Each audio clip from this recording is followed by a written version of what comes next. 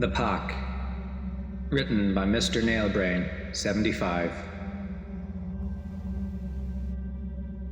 My girlfriend, Ruby, and I had been together for about a year before the dreaded question of visiting her parents reared its head. Although she assured me that her folks were relatively laid back and easygoing, that did little to settle my nerves. This was the first long-term relationship I've ever had, and as such, I had no real experience in meeting with the girl's family. This, combined with an introverted, awkward nature and the stereotype of the guy meeting the in-laws for the first time, perpetuated in the form of sitcoms by the media, kept me from being optimistic.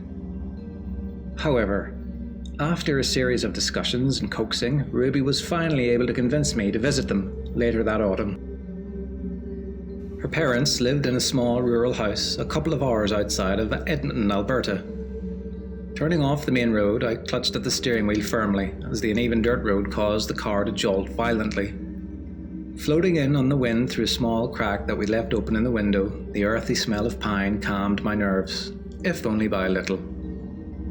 To her left, the tree line began to form, growing ever thicker and closer to the road, although never quite reaching across, as though kept at bay by some unseen force. Following the road, we eventually came to a house just opposite the forest, to which my girlfriend informed me belonged to her parents.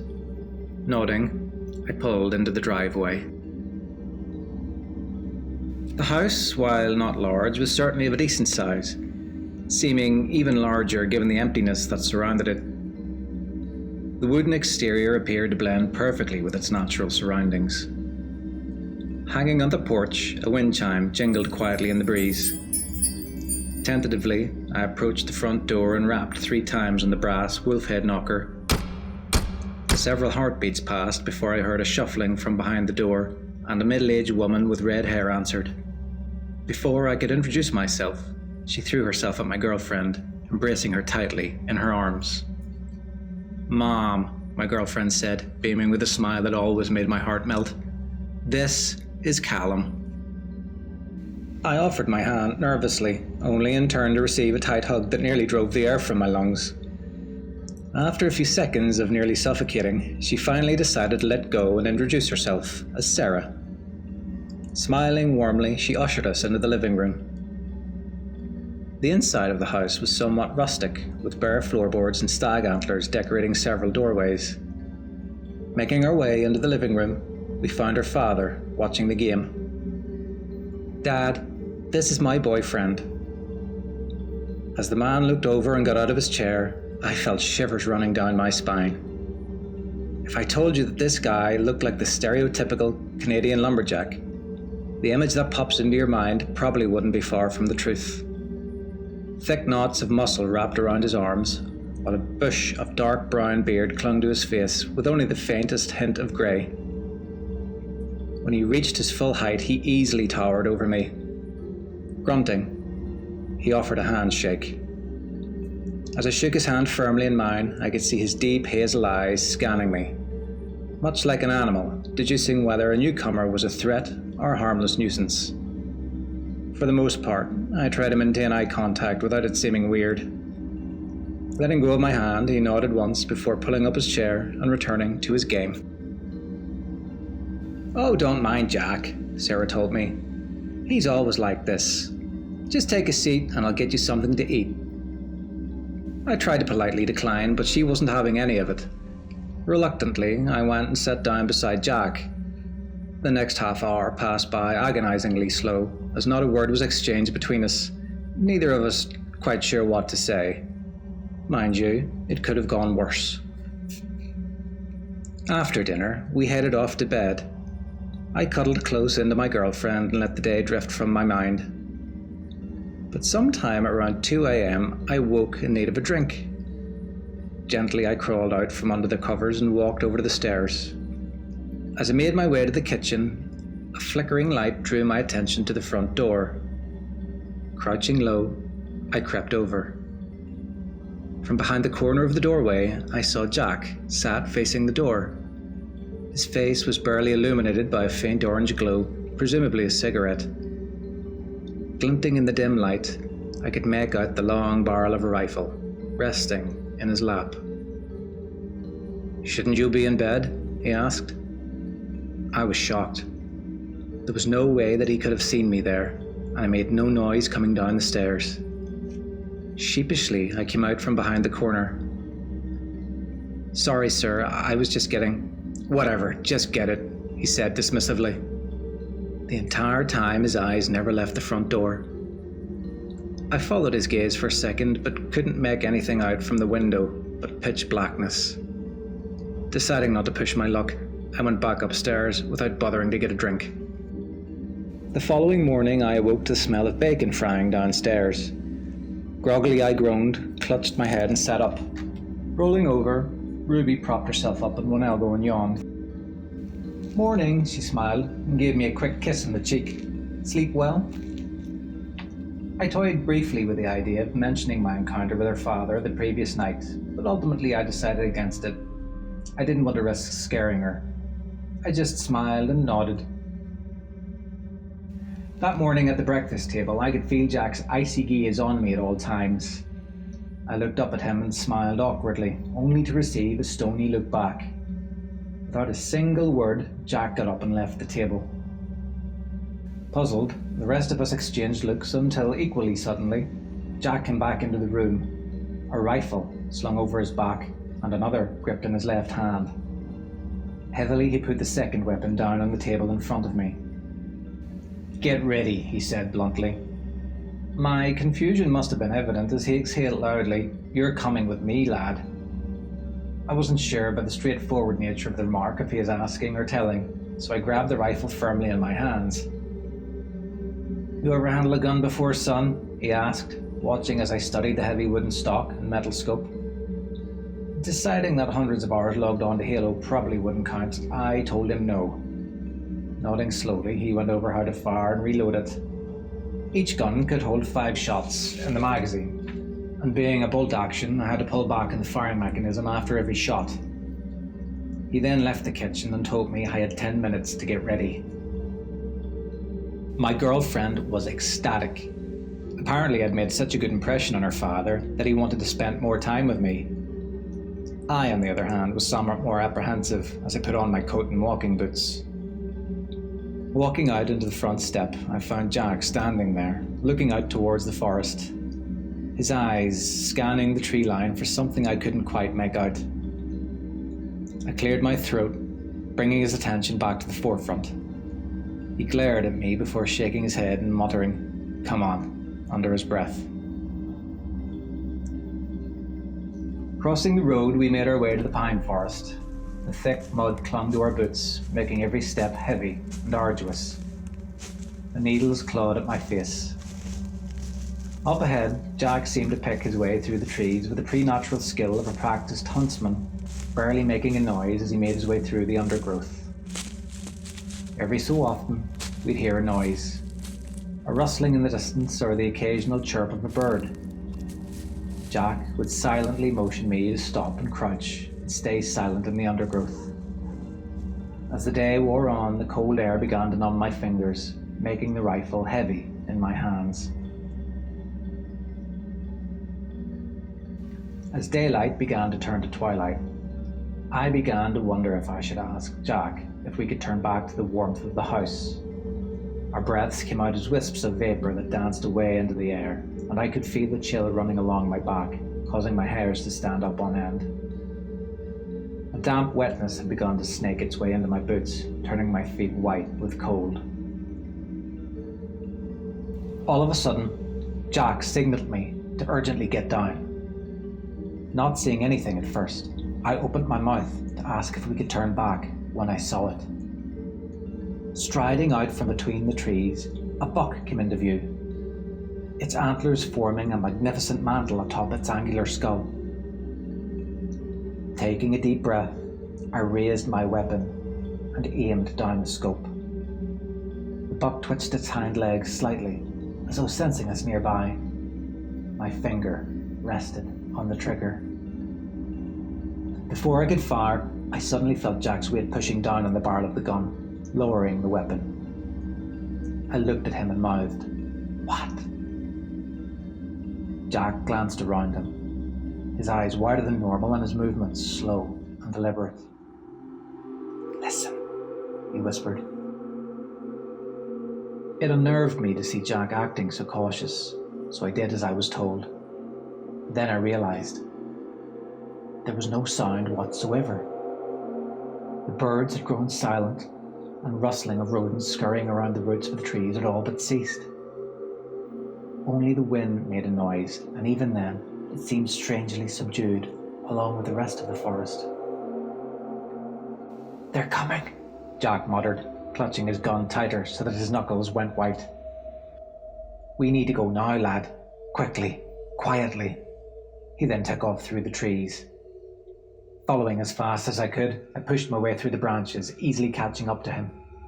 Off in the distance, I heard a solitary howl, and instantly understood Jack's fear, as it was followed by several more. All thoughts of stealth were pushed from my mind as instincts kicked in, and I started sprinting as fast as I could, breaking branches and trampling briars in my bid to escape. I couldn't even see Jack a few meters away, so focused was I on running. I could see them now. An occasional glance through the trees or between the bushes, but they were there. Large, lupine shapes darted, raced alongside us, their size belying their lithe nature. I could feel their eyes on me as they closed in. Increasing my speed, I tried to push the ravenous creatures from my mind and keep running, knowing that for every shape I could see, there were a dozen that lay hidden amongst the vegetation. Catching my foot on what must have been an exposed root, I stumbled and crashed, rolling down the slope. The bitter taste of mud and ferns filled my mouth, and I yelled in pain as I cracked a rib against a rock before hitting the bottom. I pushed weakly against the mud, only to fall weakly back into the dirt. They were close. I could feel their eyes on me. Those beady, hungry eyes. Grunting with pained effort, I reached out and felt my cold fingers clasp around the wooden stock of the hunting rifle. I watched as one of the creatures stalked out from the undergrowth. It was larger than the other shapes that I'd seen darting through the trees. Its pelt was coal-black, with amber eyes that seemed to burn with an inhuman intelligence. Trembling, I brought the gun to bear. As if understanding the threat, the creature lunged forward. In a panic, I fired wide, missing the beast. Acting on reflex, I interposed the stock of the weapon between me and the wolf. As I grunted, I felt the weight of the beast on top of me. Snarling with frustration, the wolf's jaws snapped inches from my neck, held back only by the weapon. Arms shaking, I pressed back, fighting for every last inch I could get. I felt the wolf shift its weight, driving its foreclaws into my shoulder, tearing through soft flesh underneath my shirt. I cried out in pain and bared my teeth as I jerked my head upwards abruptly, and I was rewarded with a satisfying crunch as hardened bone shattered cartilage. The beast leapt back, whining in pain. Its muzzle was a ruined, bloody mess. It looked at me in something which may have passed for anger, baring its fangs. My fingers fumbled clumsily as I tried to pull back on the firing mechanism. The booming report of a rifle shot destroyed the silence, and the wolf yelped in pain, falling back. Barely a second later, a second shot sent the rest of the pack fleeing. Even through the dying light, I saw Jack slide down the slope and rush over. I hissed through clenched teeth as he hefted me onto my feet and draped my left arm around his broad shoulders. "We don't have much time," he told me as he started pulling me through the forest. My legs pumped alongside him as we powered through the brush.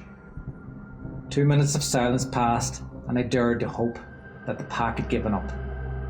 Then the howling and the baying started again, this time even angrier and more frantic than before, and getting closer by every second. "Pay them no mind, lad," I heard Jack's gruff voice in my ear. "Just focus on the path." I nodded and moved my legs as fast as I could, taking care not to trip on any hidden snares lurking in the undergrowth, for to do so would allow the pack to catch us this time, and there would be no second chances. All around us the snarls and barking grew louder, but I pushed the sounds from my mind as best I could. We were just ahead of them, for now at least. Bursting out of the forest, we stumbled as quickly as we could towards the light of the house across the road. The asphalt was slick with rain as we raced across, the baying not far from the tree line now. Grabbing me by the scruff of the neck, Jack hurled me through the door before turning and firing another shot into the darkness. He then rapidly darted inside and barred the door, setting the deadbolt. Undoubtedly drawn by the commotion, Ruby and Sarah came rushing out to meet us, asking what had happened. Jack grabbed Sarah by the shoulders and yelled, "Go lock the back door! Hurry!" Seeming to understand, Sarah rushed away to the kitchen. Even from where I lay, I could hear the sound of several heavy-duty locks being slid into place as Ruby crouched beside me, trying to look at my wounds. Outside, we could hear the howling in volume. Jack drew back the curtains and peered outside. They were circling the house. The lights flickered. Gritting my teeth, I used my gun as a crutch to lift myself up. There was a succession of 3 light scratches at the front door. Both Jack and I raised our guns and pointed them at the heavy wooden structure.